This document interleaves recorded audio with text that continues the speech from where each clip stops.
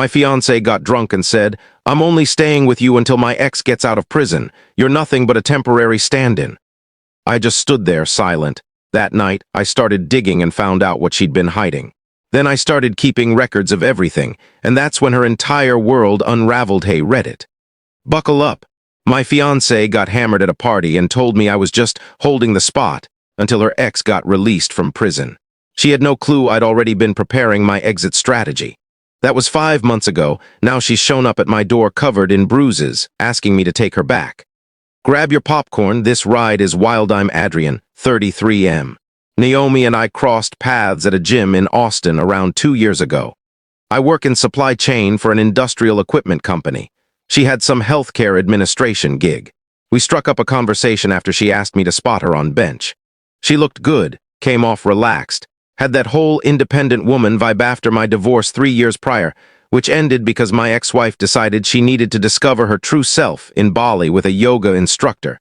Naomi felt like a breath of sanity. Our first real date was at a barbecue spot downtown. She launched into this ridiculous story about her aunt trying to sneak a rooster onto a plane. Full accents, sound effects, hand motions, the whole table was staring. I laughed harder than I had in months. She felt genuine. The first few months were easy. She packed lunches for me with little notes, actually laughed at my jokes, never complained about football Sundays or nights out with Ben. No drama, no games. After coming out of a marriage where every day felt like a negotiation, Naomi seemed like the exact opposite. I honestly thought I'd finally found someone who matched my energy. My brother Enzo met her around month 3. He works fraud investigations at a major bank and has this talent for psychoanalyzing anyone I date. We grabbed burgers near his office. "So, what exactly do you do in healthcare admin?" he asked her, doing his detective thing. "Billing and insurance claims. Making sure providers get paid. Nothing glamorous, but it pays the bills." "Long you been doing that?" "About 4 years. Lived a few places, but I settled in Austin 3 years ago. Where were you before that?" She hesitated for a split second. "Arizona, then Phoenix for a bit before coming here." Enzo clocked the pause, didn't push. When she stepped away to the restroom, he leaned in. "I don't know. Something feels off." "You're overthinking again." I told him maybe by month 4 she was staying over constantly. By month 5 she had unofficially moved in. Skincare bottles multiplying, her clothes squeezing mine out of the closet, her food replacing mine in the fridge. I didn't mind. The place felt less empty. Only red flag was how she dodged questions about her past. Anytime I asked about family or exes, she'd go vague and redirect. Said her ex was toxic and made bad decisions. If I pushed, she'd shut down. "He's not in my life anymore, and that's all you need to know, Adrian." Fine. I didn't push around the 1-year mark. She moved in officially. Paid half the rent, never complained about my work schedule, always encouraged me to take time for myself. 4 months later, we got engaged. I proposed on a random Thursday morning with my grandmother's ring. She cried, then blasted it all over social media in minutes. Wedding planning kicked off like a rocket. She wanted the ranch venue outside Austin, the top-tier photographer, custom invitations, everything high-end. Anytime I suggested scaling down, she'd give me that wounded look. "This is our one wedding, Adrian. Don't you want it to matter?" Of course I did, so I kept paying. Ben thought I'd lost it. "You're dropping 40 grand on one day. That's literally a car. It's what she wants." He just shook his head. Everything was smooth until late August, about 6 weeks from the wedding. That's when the calls began. Naomi would get texts that drained the color from her face. Then she'd disappear into another room for phone conversations. She always gave the same type of excuse when she returned. Family drama, sister's divorce, mom's health scare, brother's job problems, cousin's custody mess, aunt's legal disaster. Every week, another catastrophe. Then her mood started swinging. One day she was bubbly Naomi planning our honeymoon. Next day she'd snap at me over harmless questions. "You getting cold feet?" I asked one night after another long, mysterious call. "Why would you say that?" She snapped. "You think I'd plan this whole wedding if I didn't want it? You just seem stressed. My family's falling apart, Adrian. Not everyone has everything together like you." I let it go. Figured the wedding pressure was messing with her. 2 weeks before the date, she postponed everything. Said her grandmother was dying and she couldn't deal with the wedding during a family meltdown. I was irritated, but I understood. Life happens. The original wedding date would have been October 12th. Ben's birthday party was October 18th. Ben's basically my brother, college roommate, road trip partner, my best man. We got each other through 2 divorces. So when he throws a birthday party, you show up. Now both of us were newly single and back in the dating world. Ben's place was packed, maybe 30 people total, mostly couples from our friend circle. The usual potluck chaos. Someone's questionable potato salad, someone else's legendary ribs, way too many chips, dips, and random desserts nobody claimed. Naomi was off from the start. Not her usual composed self. She always said she liked staying clear-headed at parties. But that night before 9, she was already throwing back drinks. Maybe slow down a bit? I suggested around 10:30 when I saw her going for another refill stop, being such a control freak. She snapped, loud enough that a few people turned. I'm not trying to control you. I just don't want you feeling awful tomorrow. I'm a grown woman, Adrian. I can handle myself. Something was off. Her energy was wrong. By 11, she was loud, scattered, interrupting conversations, laughing too hard at things no one else found funny, and picking weird fights with Ben's girlfriend. People were noticing. I caught Ben's eye across the room. He gave me that, "You seeing this? Look." I tried getting Naomi to dial it back, but she brushed me off and wandered into the kitchen. I followed, thinking I could calm her down, or at least get her to switch to water around midnight. She found me sitting at the kitchen table. Ben had stepped out to the living room, leaving us alone. Later, he told me he wished he'd stayed. She sat down across from me. "Adrian," she said, voice thick, "I need to tell you something." The noise from the party faded like someone had turned down the volume. "Okay," I said carefully. She looked me dead in the eyes, this strange mix of smugness and defiance on her face. "I'm only with you until Dante gets out of prison. He's the love of my life. You're just the warm body I'm using until he's free." My brain stalled. "What did you just say? You heard me." She leaned back against the counter like she was proud of herself. "Dante gets out in January. After that, I'm done pretending your boring life is enough. 2 more months of fake smiles and I'm out." I felt my jaw clench, but I kept my face blank. "Who's Dante?" She laughed. "The real man I love, not some safe, predictable guy who thinks having a 401k makes him interesting." I stood up without a word, walked to the bathroom, locked the door, and pulled out my phone. Hit record October 18th. 12:15 am. Naomi just told me, quote, "I'm only with you until Dante gets out of prison. He's the love of my life. You're just a substitute." She said he gets out in January and she's done pretending. Saved it. Took a breath, went back out. Naomi was exactly where I'd left her, chatting with Ben's girlfriend like she hadn't just detonated a bomb. We drove home in silence. She passed out before we merged onto the highway. I kept glancing at her, this woman I almost married, trying to figure out who she actually was. The next morning she woke up miserable, no memory of anything. She apologized for acting out and asked, "Did I embarrass myself? You were pretty out of it. Do you remember what you told me?" She frowned. "Did I say something weird? You mentioned someone named Dante for a split second." Pure panic flashed across her face. Then she snuffed it out. "I don't know anyone named Dante," she said, turning to pour coffee. "You must have misheard." That's when I knew she was lying. Once she left for work, I opened my laptop. Arizona inmate search tried different last names, different age ranges, nothing at first. Then I remembered she once mentioned missing the food back home, specifically some place in Tucson with the best carnitas she'd ever had. So I filtered the Arizona Department of Corrections search by Tucson. There he was, Dante Morno, 35. High Desert State Prison. Convictions: aggravated assault, domestic violence, protective order violation. Sentence: March 2023. Release date: January 15th, 2025, less than 3 months away. I dug deeper. Court records showed 3 domestic violence cases involving Naomi in 2022 and early 2023, October 2022. Neighbors called 911 after hearing screaming. Dante assaulted her. No charges pressed. January 2023, he broke into her apartment in the middle of the night after she finally left him. Attacked her. Told her he'd find her if she ever tried to move on.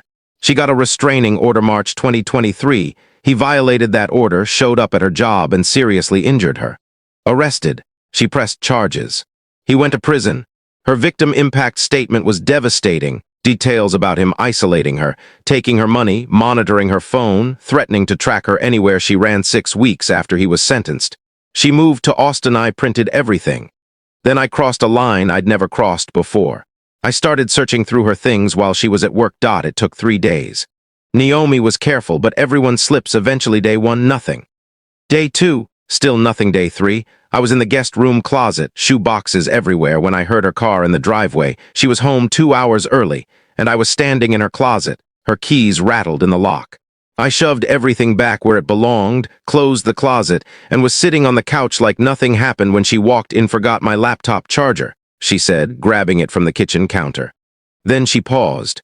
You good? You look off just tired. Long day, I said. She shrugged and left again. I waited 10 full minutes to be sure she wasn't coming back. Then I returned to the guest room closet and finally found what she'd hidden. Inside a shoe box tucked behind her winter clothes, which she wouldn't need for months, was a cheap prepaid flip phone. $20 gas station kind. The message thread with someone saved as D went back months. I sat on the floor, photographing everything, hands shaking so badly I kept having to retake shots. The text started in July, meaning they'd been plotting this before we even got engaged. D. 90 days, baby. Been counting everyone. N. I know, this fake life is draining. I'm tired of pretending. D. You keeping him clueless. N. He doesn't suspect anything. Still thinks we're getting married in spring. Still talking flowers and venues. D. Good. We need his money for my lawyer fees when I'm out. Can't start over with nothing. N. How much do you think we can get? D. He's got that apartment, right? And savings? N. Around $65K in savings. Been putting money away for years. Apartment's worth maybe $350K, but he's still paying it off. D. We'll take whatever we can. Cash is safest. Harder to trace. What's in the joint account? N. About $48K. Wedding fund plus his emergency savings. D. Perfect. When I say go, you drain it and head to Tucson. We'll go quiet for a few months till heat dies down. The deeper I scrolled, the worse it got. They mocked my romantic gestures. They joked about my personality. Compared me to Dante in ways I wish I could erase from my memory. But the part that hit hardest was from before Naomi and I ever met D. Found a promising mark in Austin. Divorced, stable job, decent apartment, no kids, lonely and vulnerable. Good target. N. How do you know so much about him? D. Been watching his socials for 3 weeks. Gym posts, work posts, nothing else. Classic isolated guy looking for affection. N. What's the plan? D. Gym near his complex. You accidentally meet him, help him on bench, be the chill girl, no pressure, no drama, make him think he lucked out. Let him believe it's all his idea. N. And timeline? D. I've got about 8 months till my appeal. If that fails, I'm stuck at least another 1.5 years. We use that time to build trust, access his finances, and prep for when I know my release date for sure. They studied me, profiled me, choreographed every step of how she'd make me fall for her. Nothing about our relationship had been real. I documented everything, backed it up, then put the phone back exactly where it had been. That night, I called my brother and Zoe works fraud investigation for a major bank. After I showed him everything, he didn't even hesitate. That's romance fraud 101, he said. And probably criminal conspiracy. You need to lock down your finances to nighttime listening. Separate your accounts. Immediately, don't warn her. Document everything. And get a lawyer. She'll notice if I shut down our joint account. Don't close it. Just stop feeding it. Open a completely new account at a bank she doesn't use. Redirect your paycheck. If she asks, tell her payroll changed. She won't question it. And Adrian, brace yourself. How bad is this going to get? She's going to make her move soon. Probably in the next month. When she does, you need to let her. Once she actually takes the money, you'll have her on intent and action. You want me to let her rob me? You want her arrested, or you want her disappearing with every dime. This is how you trap someone like her. They always think they're smarter than everyone else. Let her prove she's not. I hadn't seen it from that angle before. Trust me, Enzo said. These cases only stick when they take the bait.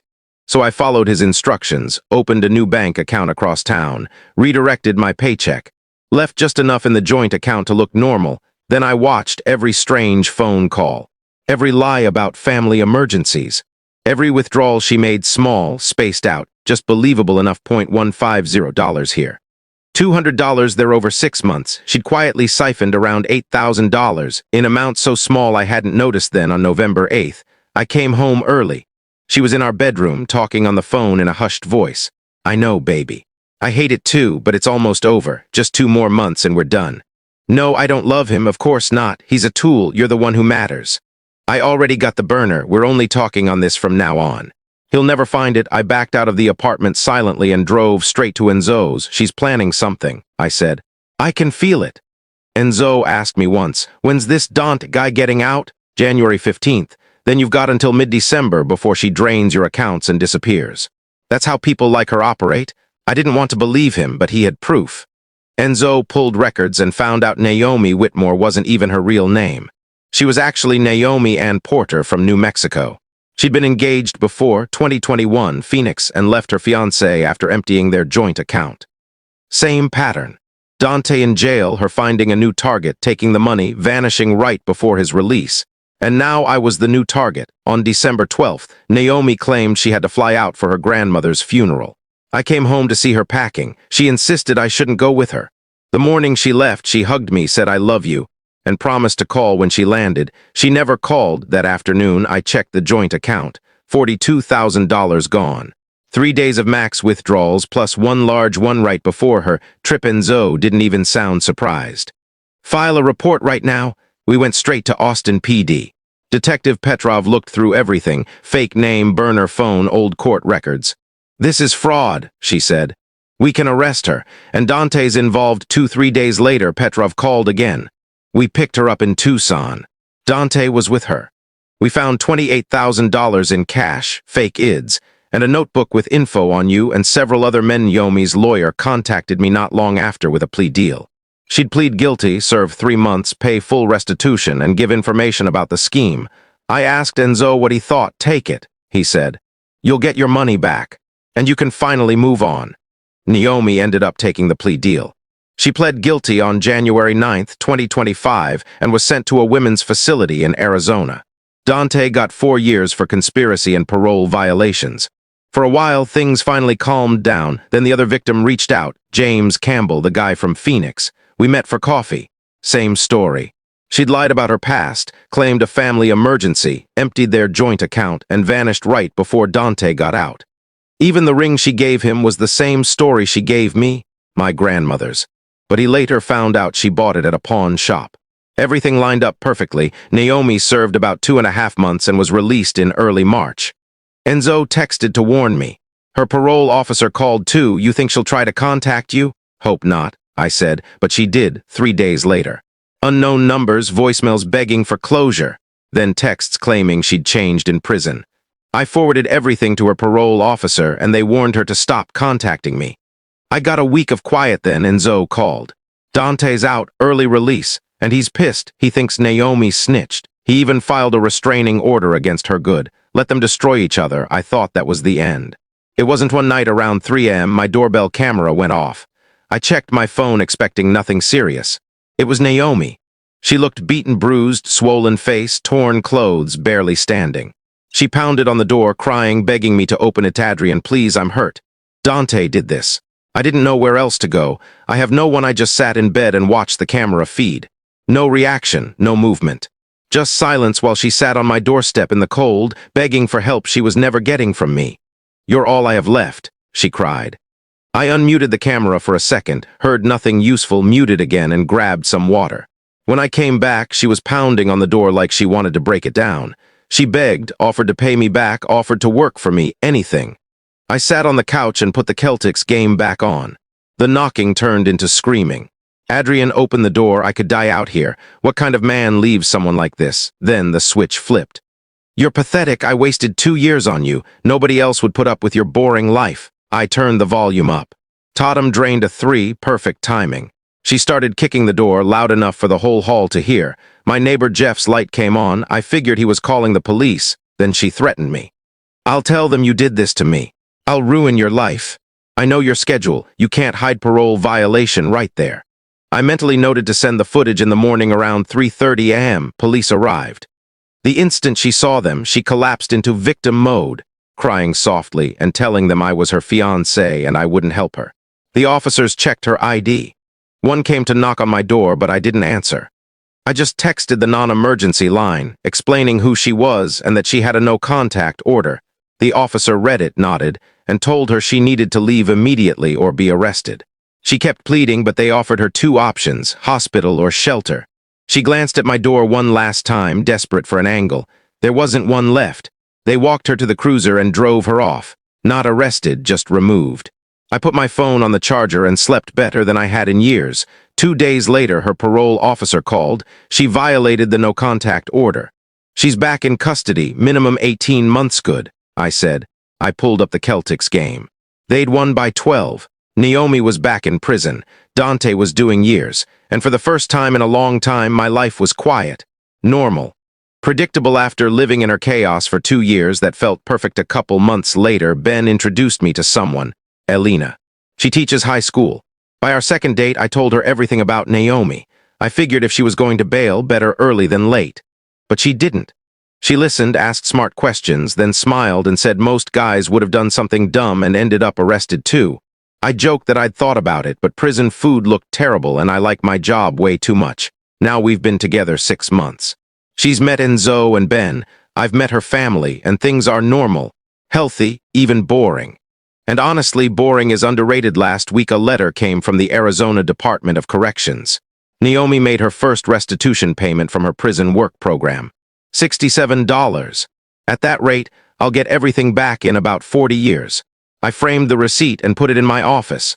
A reminder that sometimes the best revenge is just living well while they're still paying for what they did. Literally, and guys, we're close to 100,000 subscribers. If you haven't subscribed yet, please do. It really helps us hit that milestone.